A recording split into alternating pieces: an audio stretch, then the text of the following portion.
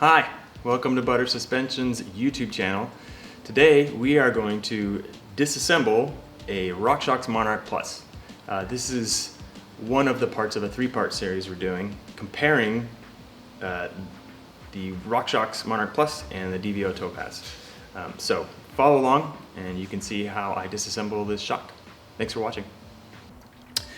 This one was actually in for service, and unfortunately it has a damaged damper shaft, but for demonstration purposes that actually makes it the perfect shock because we can tear it apart and not really have to worry about putting it back together. So let's get started. This one already has the air out of it, but this is always the first thing. Defuse the bomb. Look at that, it doesn't have any air at all. So take that apart. On these, you can take this valve out. It's a 2.5 millimeter internally.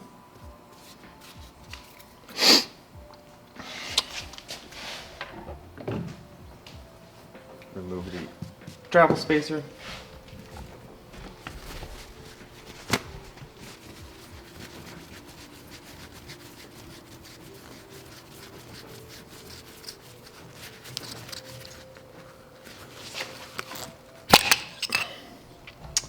The air can. This one has a leak, so it's a little drippy. Top out bumper. This is the main quad seal on the piston head. This also has pressure inside the piggyback. Monarch Plus uses an IFP, which means internal floating piston. So you'll see when we get this apart. This body is full of oil, which travels up through the shaft, through the rebound assembly, through the compression assembly, and then there's a piston that sits right about here. And from here down, it just has air pressure or nitrogen pressure, and from here that way it's all oil. So that air pressure pushes against the piston and allows the shock to return, and it also keeps pressure on the valving so that you don't get cavitation in the shock. This is also a little Schrader core. There's a little cap. Remove that. These run 250 psi. Diffuse the bomb.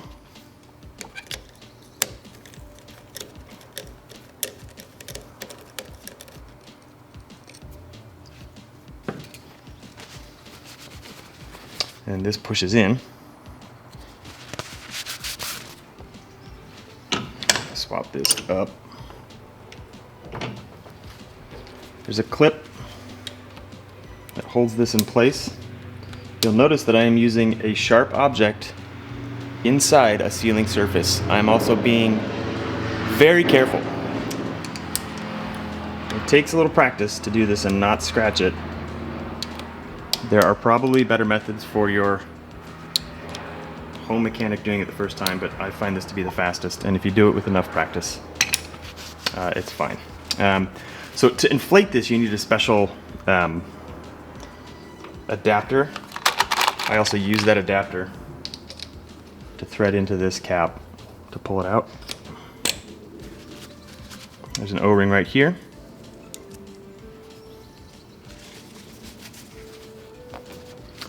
And then if you look down inside, that's the IFP, internally floating piston.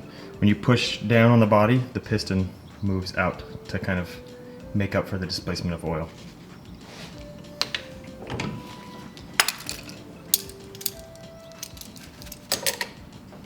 Pull this reservoir body off.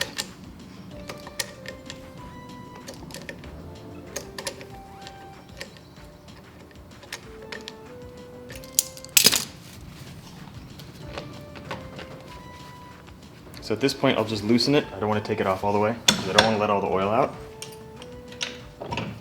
And then to remove the seal head,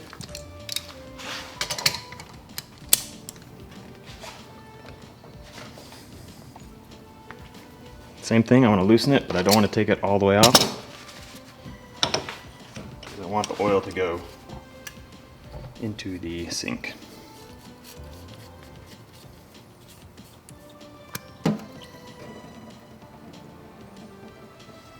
let that drain.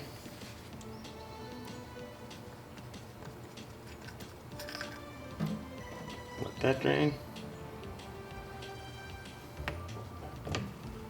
I'll let this sit over the sink and it can just drip.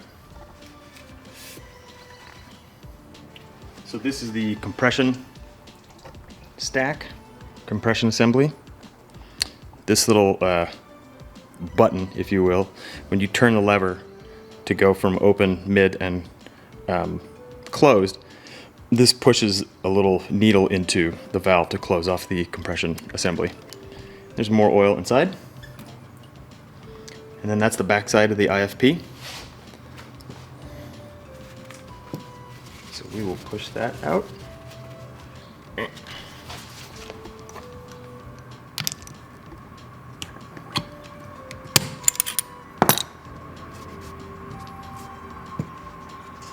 Those.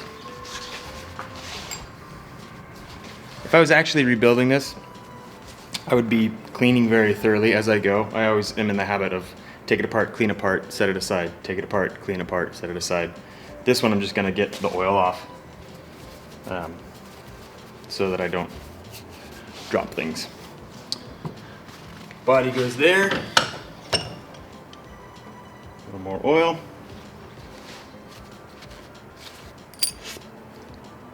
When you go to fully disassemble these, you need to remove the damper shaft from the body. They don't have you do this in the instructions, but the seal kits for these do include the seals to rebuild the rebound assembly and the eyelet, all the O-rings down inside there.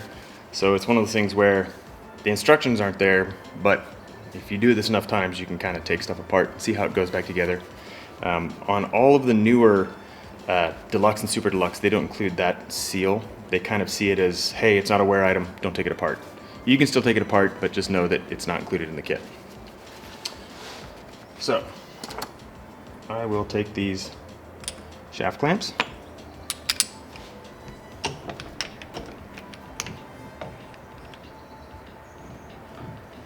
And these aren't on real tight, so I can undo that by hand. I just need to loosen that for now. I can kind of use this as a wrench.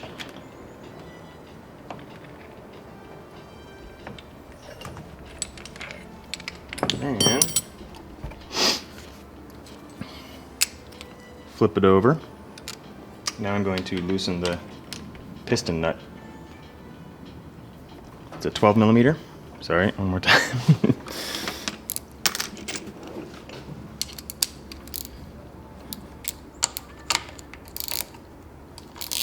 So same thing on this, I will loosen it but not take it completely apart because I want to control how this comes apart.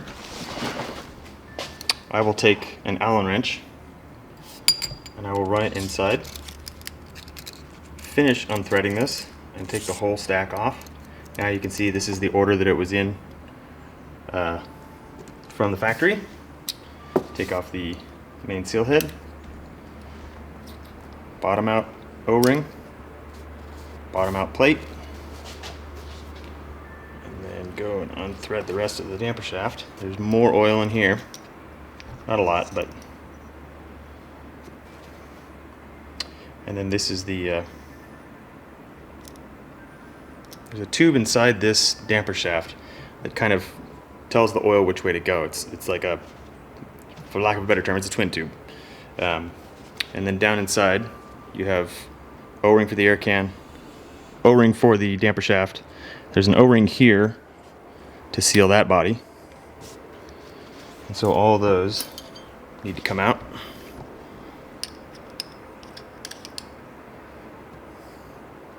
You have to be very careful.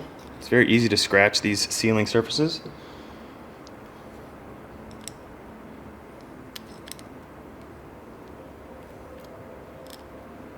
That one goes there.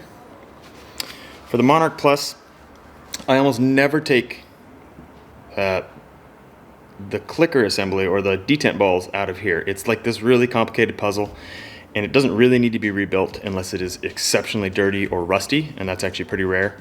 It's just such a pain to like get this back together that I usually leave it alone. But I do always pull out the rebound assembly because it has a bunch of O-rings on it, and I want to make sure that those are good to go and replaced. So this is a 2.5, it's a bolt to the back.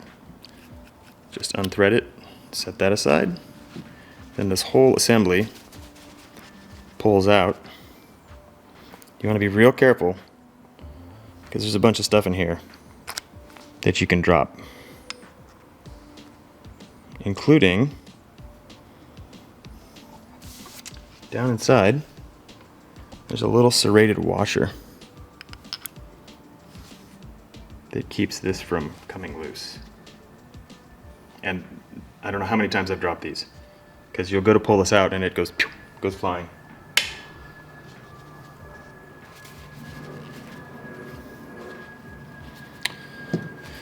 Take this apart too. So this is your check spring and rebound check plate.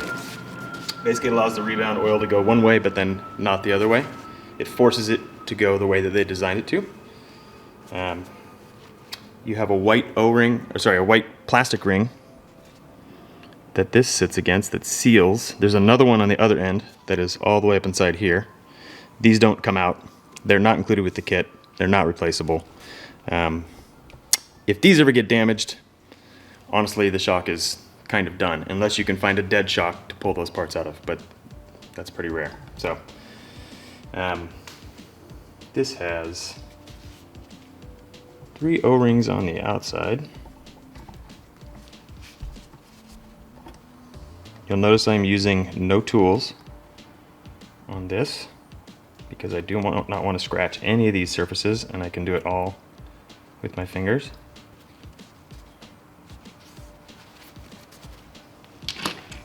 And then the knob takes a 1.5.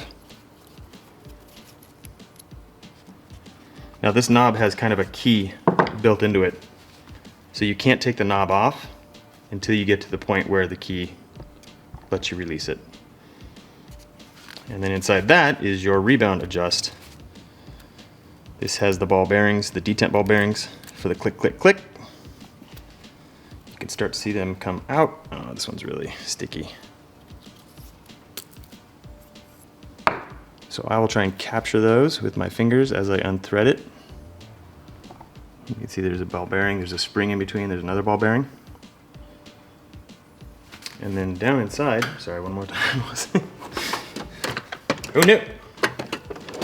Down inside is the actual rebound adjust needle.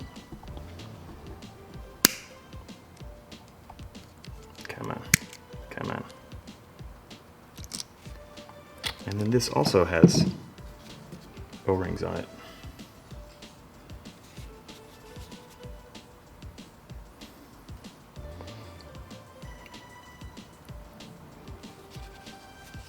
Cool. More O-rings. More O-rings.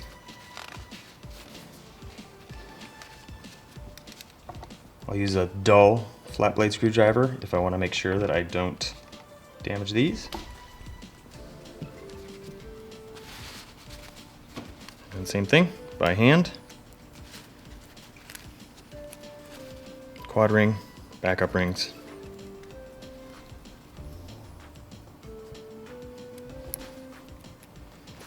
And then same thing for the air can. This has a wiper. And then another quad ring. And then a couple backup rings as well.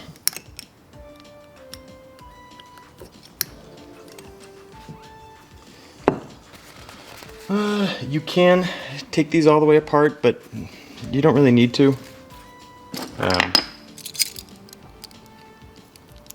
This is the needle for the compression adjustment. So 3 more O-rings there. And then this is where the shim stack lives. as far as the predetermined tune of the shock from Rockshox. And we'll lay all this out in order. That's it. It goes pretty quick. I've done probably a couple hundred of these.